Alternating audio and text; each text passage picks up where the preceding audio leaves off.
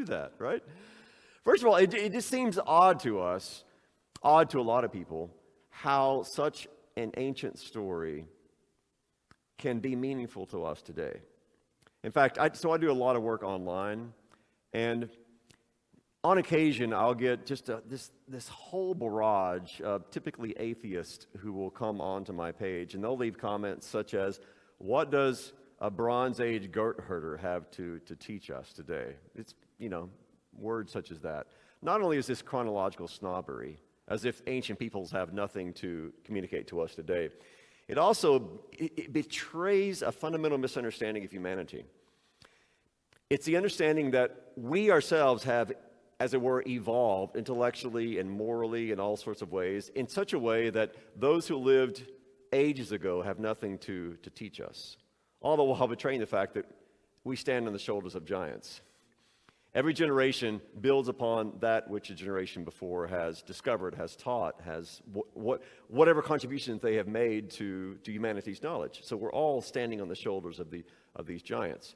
But when it comes to the Bible in particular, what those who don't understand what we're doing here, what they don't get is the fact that when we're reading in Genesis, for instance, which we will be in today, or the Gospels, as far as that goes, what we're reading about are people that are, yes, different than us in surface ways, but exactly the same as we are when it comes to our fundamental proclivities and temptations and struggles.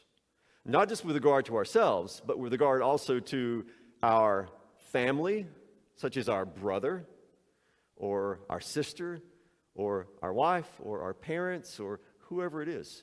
So the marriage struggles, for instance, that I've had and that you have. I mean, maybe there's some exceptions out there, a few of you who have never had any marriage struggles. That means you're single. But the marriage struggles that we all face, that's what people like Jacob faced. The often antagonism that happens between brothers. Well, you can read about that over and over, already beginning in Genesis chapter 4, right? With Cain and Abel. And it continues with Isaac and Ishmael, and it continues with Jacob and Esau. It continues all through the scriptures. These things are not new. So that's one of the reasons that I wanted to write the book on Jacob. Because, yes, on the surface, he seems very different than we are. But all you have to do is just scratch the surface a little bit. And it turns out the guy's the same as we are. He's dealing with things like selfish ambition.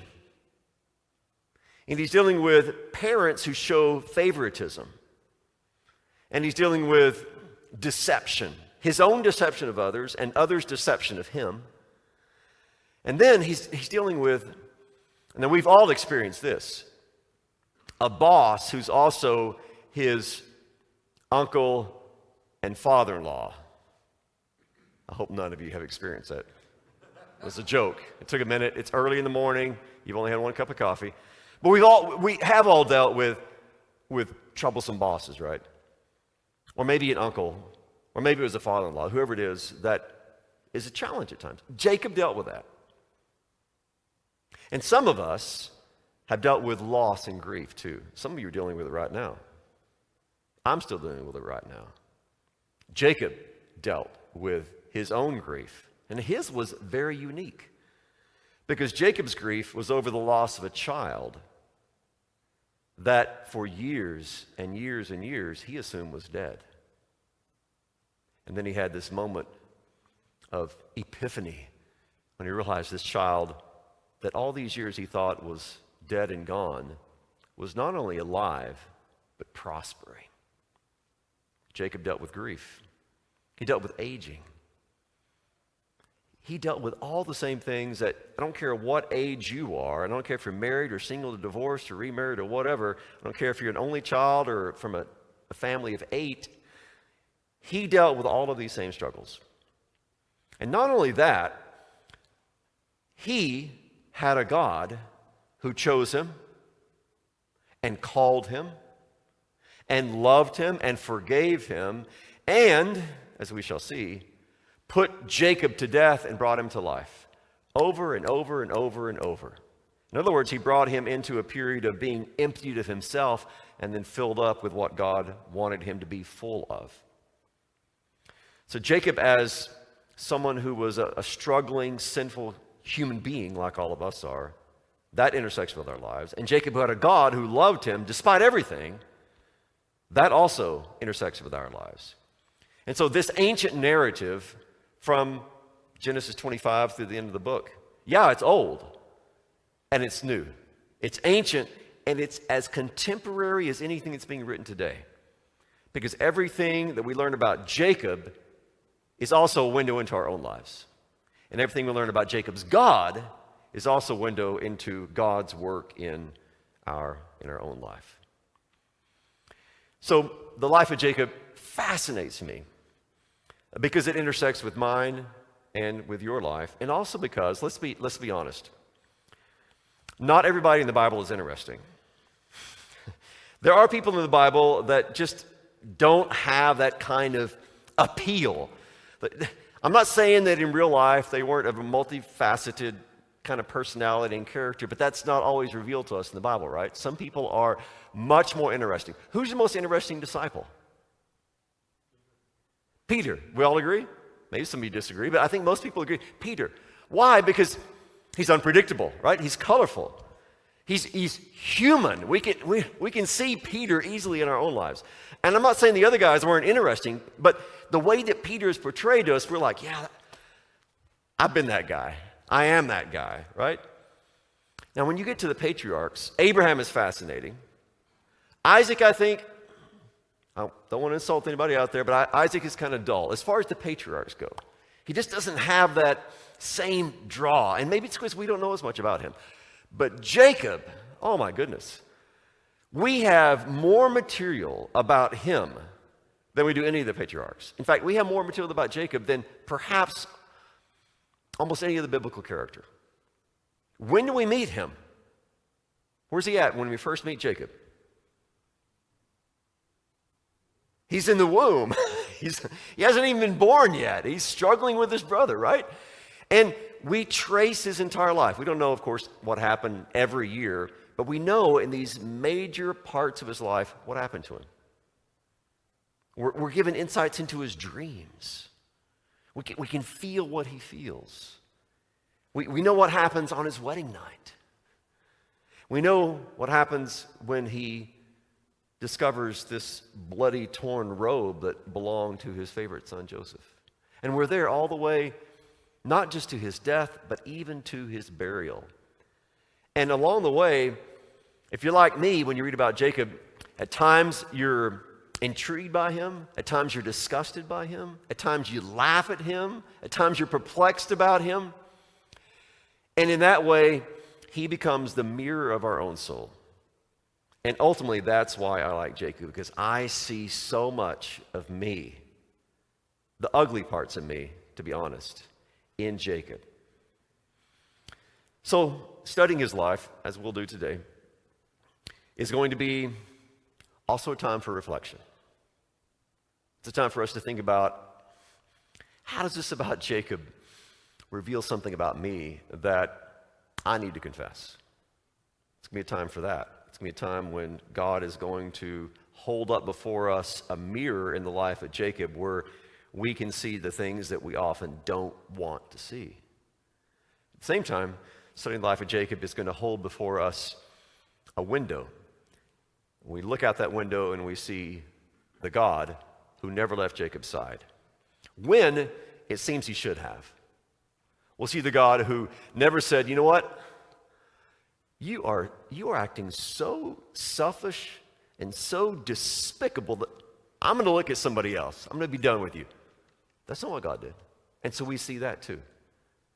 And that becomes, what an encouragement to us. Because when we see the ugly parts of us, we might think, how can God care about me? How can God love me? The same way he loved Jacob. The same way that he loved a lot of despicable characters in the Bible, and the same way he loves all of us still today. It's not as if God is going to look at us and say, there's a sinner, I can't love that person. His heart is drawn toward sinners. We are the very people that Christ came for. He didn't come for the holy. He didn't come for the righteous, whoever that might be. He came for sinners. His love drew him to people like Jacob, and his love still draws him to people like us. So Jacob's story ultimately becomes a window into who we are, and also a mirror into who we are, and also a window into the heart of God.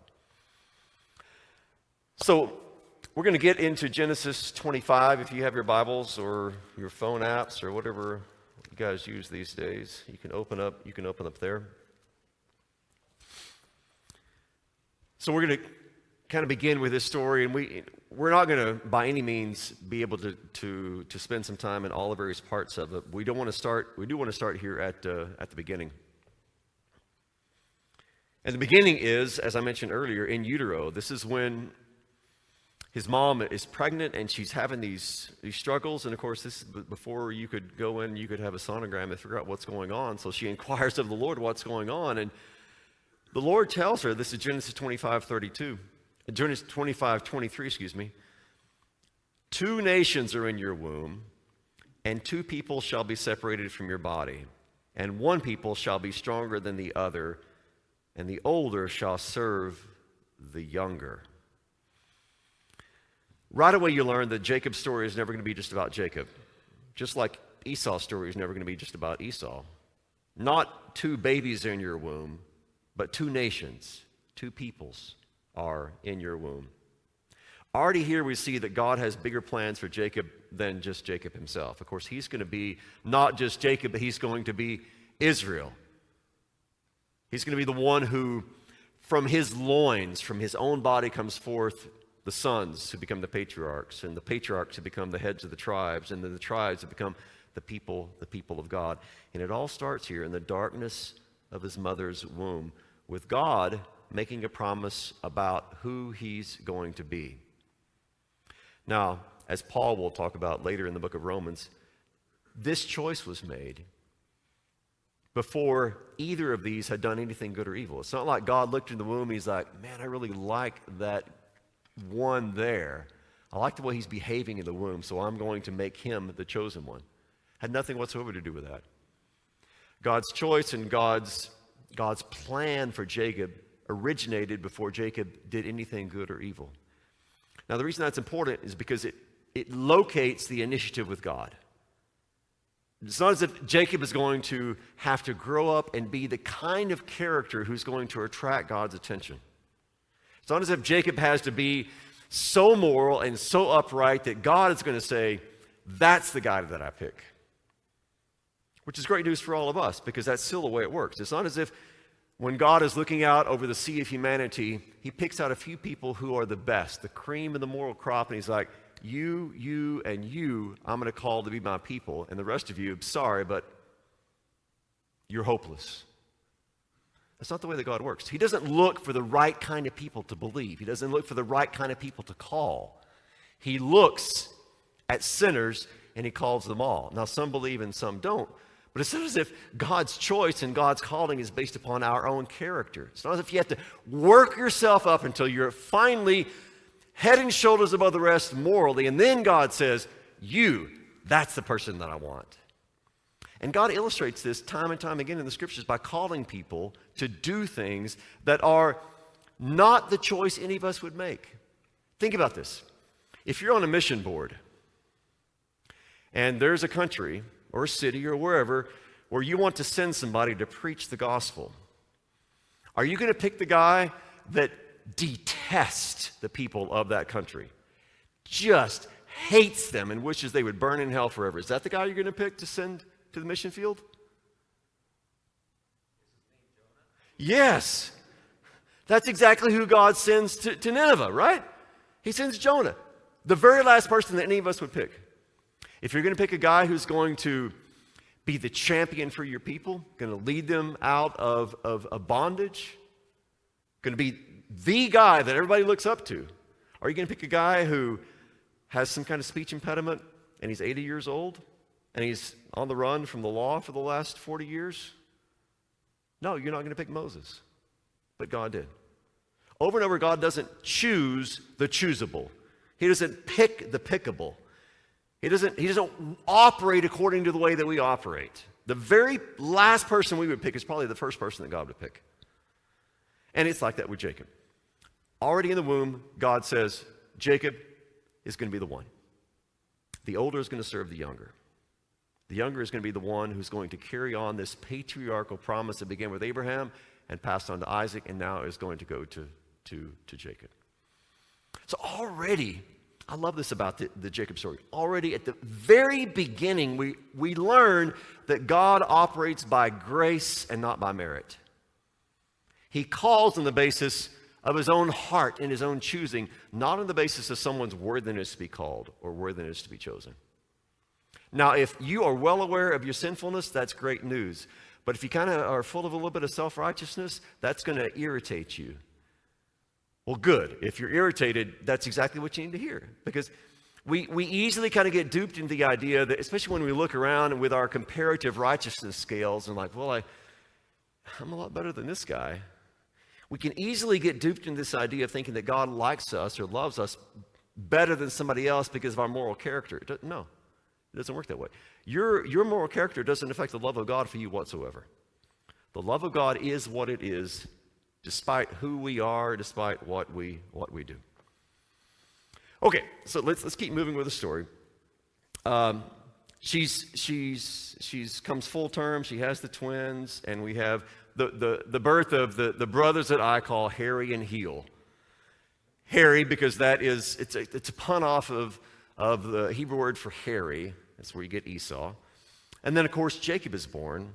Doing what? He's grasping his brother's heel, which in Hebrew is Akev, and thus his name is Yaakov. Now, right away, we'll learn something about Jacob.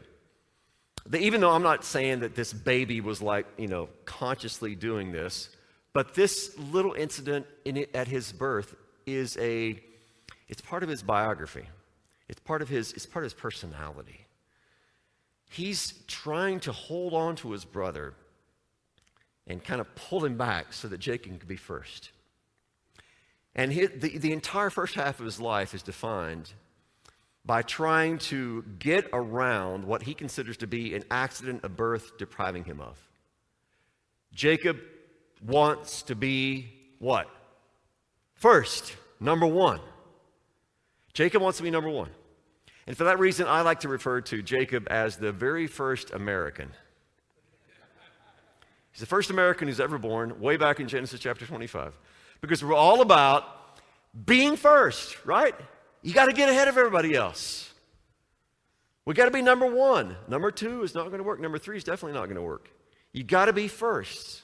And to do that, you got to have this ambition that drives you to be first, that puts you ahead of everybody else. And you got to do whatever you got to do to get there. You got to make sacrifices. You got to sacrifice, some elements of your moral character. Okay, the end justifies the means. You got to kind of set your family aside, or your wife aside, or your kids aside to be able to accomplish your goals.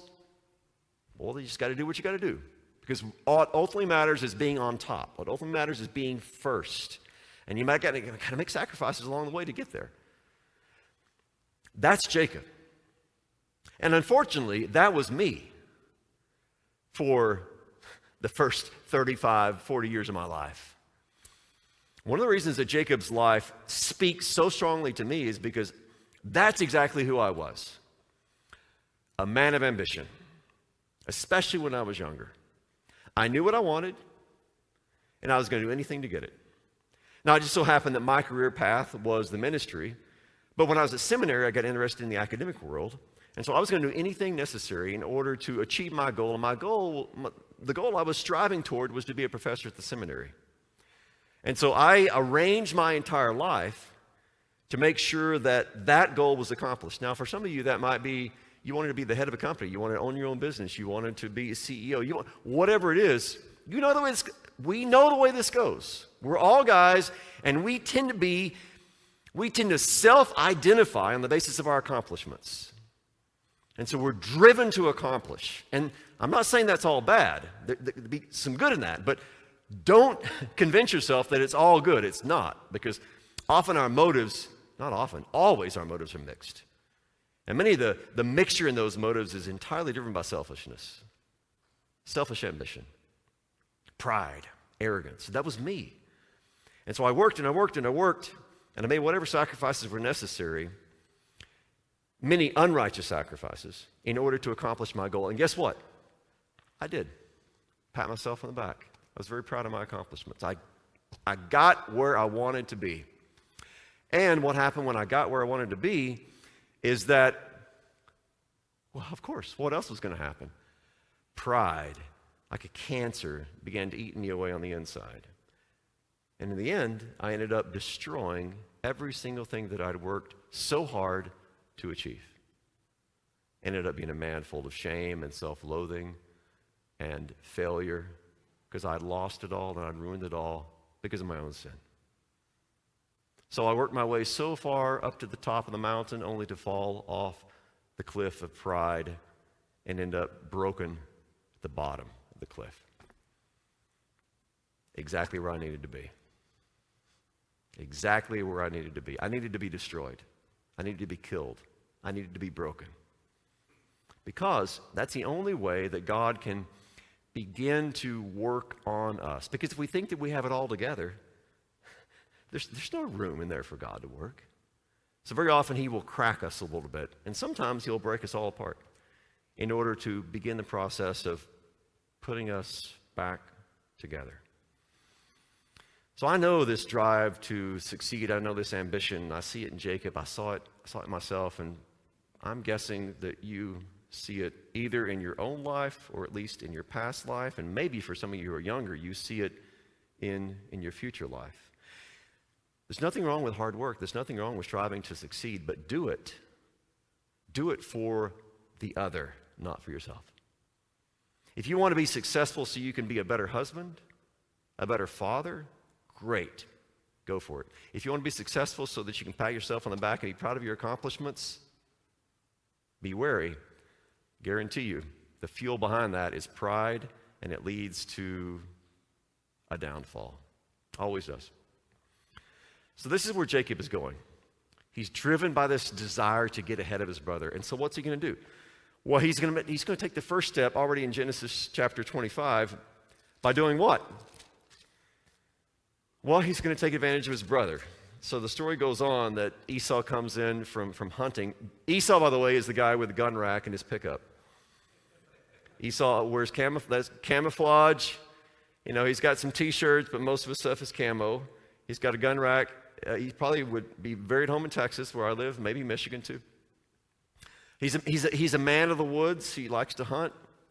He's a man's man. That's who Esau is. Jacob is a shepherd. It says he's living in tents, which is Hebrew it's a Hebrew description of people who are shepherding. So he's a shepherd. Esau's a hunter. Esau comes in from hunting. This is verse 29. Jacob had made some stew, and Esau comes in, and he's famished. And so Esau says to Jacob, now I'm reading this in English. I wish that we could read it in Hebrew, because when you read it in Hebrew, it sounds like Esau is kind of cavemanish. He can't even talk. He's like, give me red stuff. It's just like he can't even really speak well. That's the way that Esau is depicted here. And it's a helpful contrast, because when he says that, Jacob's ready. In fact, I suspect Jacob has been planning this for quite some time. Maybe this isn't the first time this has happened. And now Jacob realizes, I'm going to take advantage of this situation. He says, his first recorded words right here. First, sell me your birthright. He's calculating. He knows what he wants. Now Esau responds, well, look, I'm about to die, so what use then is the birthright to me? Esau is also a bit of a drama queen. Esau is not about to die. He eats, he gets up, and he walks away. That's not what people do when they're so famished they're about dead, right? He's just hungry. And you know, when we're hangry, what do? We kind of exaggerate. It's like, God, if I don't eat in the next hour, I'm going to die. You're not but you're just giving vent to your hunger. That's Esau here. This first recorded biblical episode of being hangry here in Genesis 25. So he says this, Jacob says, "First swear to me." And he swore to him and sold his birthright to Jacob. So Jacob gave Esau bread, lentil stew. He ate, drank, rose, went on his way, and thus despised his birthright. Esau despises his birthright, selling it for a bowl of soup. But don't read this as if Jacob gets off scot-free here. If Esau despises his birthright, then Jacob despises his brother. He takes advantage of the situation. He's calculating. He knows what he wants. He's going to take advantage of this situation in order to come a little bit closer to the achievement of his goal, supplanting his brother. Now, he hasn't done it yet, but that's what's going to happen as you keep reading the story. And we'll just spend a couple of minutes on this one just for the sake of time. But Genesis 27. You kind of have to skip a chapter. Genesis 26 we will look at. But Genesis 27 is the great deception of his father. Now, I love this story. I love this story because it illustrates that in the midst of lying and backstabbing and deception and identity theft and this family division that's going on with jealousy and one parent liking one child better than the other parent likes the other child, in the midst of this whole family mess, it's nothing but ugliness. Over all of this, you have God using this to accomplish his own ends. Because what happens? Well, Jacob dresses up. His mom is, of course, kind of orchestrating the events. But Jacob goes to, she goes to Esau's closet and Jacob puts on Esau's clothes so he smells like his brother. And then mom cooks the goats so they taste like venison, which, by the way, I was told a few months ago by a guy who knows that actually goat does taste like venison. Anyone ever had both of these? Yeah? Would you agree? Okay, good. So further confirmation of this fact. So she makes the goat to taste like the venison, and of course, Jacob goes in, and he's covered in the hair, and he's got the food, and he smells like his brother. The only thing he can't change is his voice. Can't change his voice. And then in this episode, we have the next two recorded speeches of Jacob. One, he says to his mom, "But my brother is hairy and I'm smooth, and I'm going to appear as a deceiver if I'm caught." He's only worried about being caught. And then his next recorded speech is to his dad, in which his dad says, "Who are you?" And what does Jacob say? "I am Esau." And then he goes on to take the Lord's name in vain by saying, "The Lord provided the food with me. That's why I'm here so quickly." In the midst of this whole mess of family drama and family jealousy, God is working through all of this in unseen ways to accomplish his goal of Jacob receiving the blessing of the firstborn. This is the way it still works today. I've yet to meet a family where I see the jealousy and the betrayal and the rivalry and the hurt and the bloodshed and all the things that happen in families. I've yet to see a family where I can say, "Yep, you're beyond divine help." Such families don't exist. Because we have family after family in the Bible where, from a human perspective, we might look at them and say, "Oh, sorry, but you're beyond the pale of divine assistance." And God, time and time again, will step in and will use often horrible situations in the bigger perspective of salvation history to accomplish his goal. God can look at the worst mess and say, "Oh, yeah, I can bring some good out of that." He does it with Jacob's family. He does it with David's family, and he still does it with our families today. He can take, now, you don't believe, I know some of you don't believe me because you're thinking about your own marriage or your own family situation. You're like, no, this is not going to happen with us. Yes, it will. Yes, it can. Because we have a God who's bigger than your family situation. We have a God who's more gracious and merciful than you can possibly imagine. And we have a God who can take something which seems unredeemable and he can redeem it. He can bring good out of it.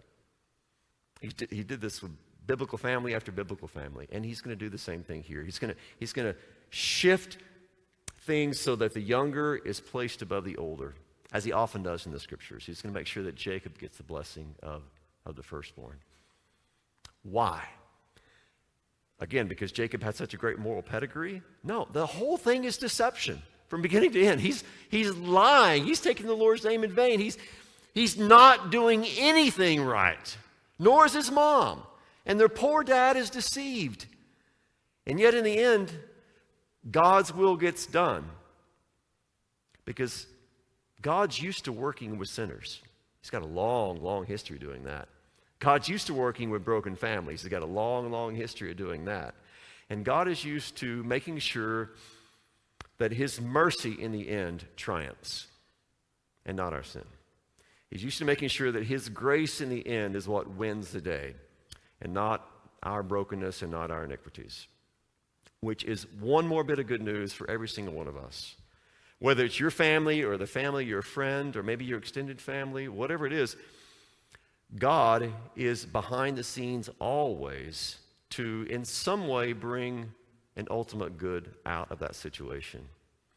Because we have a God who has redeemed an entire broken world in the crucifixion and resurrection of his Son. And if he's done that for the entire world, do you think he's not going to be able to help your family? Of course he is. Because his movement toward us is defined by the movement of mercy. That's who he is. He shows his glory in giving to us, not withholding from us. He shows his mercy in forgiving us, not in condemning us. Ultimately, he shows every inclination of his will toward us is displayed in the cross of Jesus Christ. So if you want to know what God thinks about you, there you go. Look at the cross of Jesus Christ. That's what God thinks of you. Willing to give up everything in order to redeem your seemingly unredeemable life. He did it for Jacob. He did it for people throughout the scriptures, and he does the same thing for us still today.